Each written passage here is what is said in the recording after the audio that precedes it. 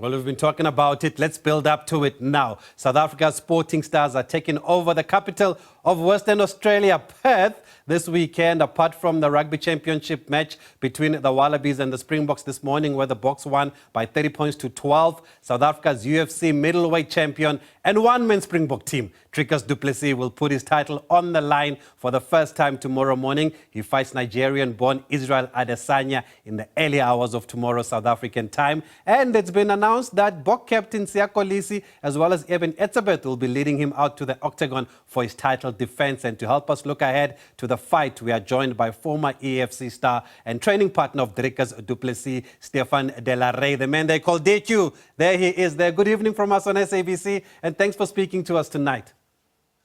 Good evening, and thank you for having me. It's a privilege to be on the show. Yeah, maybe for those who don't follow the sport and are starting to get interested now because of Dricus' aerobics, how big is this fight and why is it so big? Look, man, this is the biggest fight in the sports history and in South Africa and MMA history. It's such a huge fight because not only is it for the middleweight title and the crown of the king of the middleweights. These two guys really don't like one another. They've been at one another's throats for about a year now. So that's got fight night written all over it, man. Yeah, and it's got that feeling that it's more, like you said, about a title fight. It's also about being crowned the king of Africa. That seems like something that they've taken seriously also. Well, yeah, that's something that's been thrown around. But in my opinion, Dricus has proven to be king of Africa as he's risen through the African ranks here and been champion in the African local promotions. This is more about king of the world and king of the middleweights, and to prove who's the best middleweight walking the planet today. Yeah, and you talk about how he's risen through the ranks here, Dricus. We saw the reception he received after he beat Sean Strickland here. Did you ever think you would see something like that for an MMA star here in the country? And what do you hope that does for the sport, Stefan? Look, it's something that I believed was destined for Dricus for years and years now. We've believed in this dream long before other people have even known about this dream. So it's something we've believed in, and something that achieving it is just absolutely surreal. What it will mean for the sport going forward is hopefully the right people start getting involved so we can develop the sport from a grassroots level going up, and so that we have multiple UFC champions in the future. It's been described as one of the fastest growing sports in the country. I've been to some of the events here. You can see the young ones also attending. Is that correct to say that there's a lot of interest now in the sport? Look, absolutely. The amount of kids getting interested in the sport is astounding. The amount of kids and parents walking through our doors every single day. I just came back from the UAE where I was involved coaching the national youth team, and they had 800 athletes competing in over 5 days. So It's the fastest growing sport in the world, and it's a sport that the perception it's starting to shift, and people are starting to realize that it's a valid sport, and all of the negativity attached to it is just smoke and mirrors. Yeah, and let's talk about Dricus. You're a training partner of Dricus also. What makes him so good? Because we've heard some of the critics saying that his style is clumsy and awkward and all of that. How do you react to that? How do you respond to that? Look, there's always going to be critics, and there's always going to be things we can work on. The criticism of him being clumsy is an interesting one for me, because what other people critique him for is I believe some of his best attributes. He's amazing at fighting offbeat. But Dricus is better than anyone in the world. He's better at winning. He's better at taking that puzzle in front of him and solving that puzzle, finding a solution for the problem and getting the fight done. So Dricus is the best in the world at winning fights, and he finds a way to do it. And I believe tomorrow morning will be no different. So what kind of a fight are you expecting here, considering the two styles of these fighters? Look, if you've watched Dricus' career over the years, you can expect fireworks in every single fight.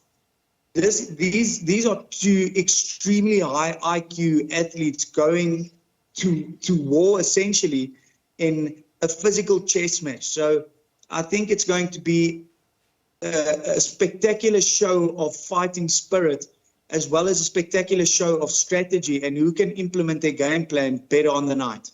Well, he's got Mour in his corner there with that taser that he likes to use on his on his fighters there. But how do you describe just working with Coach Mour? What kind of a coach is he also? Look, he's an absolute mastermind of the sport, and he understands what it takes to become a champion and to create champions. His style is honest, and it's important for everyone to understand that there needs to be accountability in a sport like mixed martial arts. This is a physical sport where someone can get really hurt, and there needs to be a certain way and a certain approach to coaching a sport like mixed martial arts. He is one of the greatest masterminds of the sport to ever walk this planet, and I say that without any hesitation. And he's one of the best people you'll ever meet in your life. We really have a family gym, and we really are family. And he's the head of the family, and he looks after every single one of us like family. Yeah, and Adesanya is also a great champion. He's been a former champion in the middleweight. But does he need a win here to cement his legacy against Dricus? And where do you think he is mentally after that loss to Strickland? That's a really interesting question. In terms of legacy, I don't think Israel Adesanya has to do anything to cement his legacy of being one of the greatest middleweights of all time. He has achieved everything there is to achieve in the sport. I think his legacy is cemented, and his name will be spoken about long after he's gone. In terms of the mental state or his mental state, it's a tough thing to comment on someone's mental state that you don't see every single day. It's in the build-up to this fight. After losing to Sean Strickland, any athlete at a pinnacle of the sport like he was, being untouchable, and then losing, that will have a psychological impact on you. And with a build-up in this fight, we've seen him get a bit emotional at certain times, which can either go in your favor or it can be your downfall. When you're in there, you need clear decision-making, and emotions cloud decision-making. So it's going to be interesting to see which way it goes. Finally, I believe you guys have a watch party. Where can people come and watch in the early hours of tomorrow? And what time do you expect this main fight to start? So we have a watch party arranged at the Goat in Hazelwood, Pretoria. It's open to anyone who would like to come in and support. Big screen TVs are arranged. So if you want to come through there, that's the best place to watch it. In terms of timing, it's very difficult to say.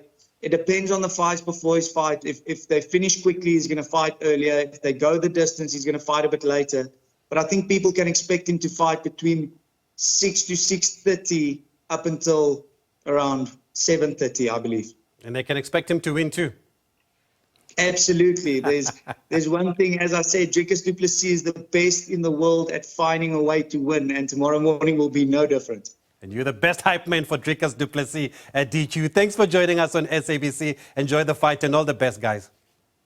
Awesome. Thank you so much for having me, and we'll definitely be flying the SA flag high tomorrow morning. Wonderful. Former MMA star Stefan De La Rey joining us here to look ahead to the big one tomorrow morning. It is South Africa up against Nigeria again.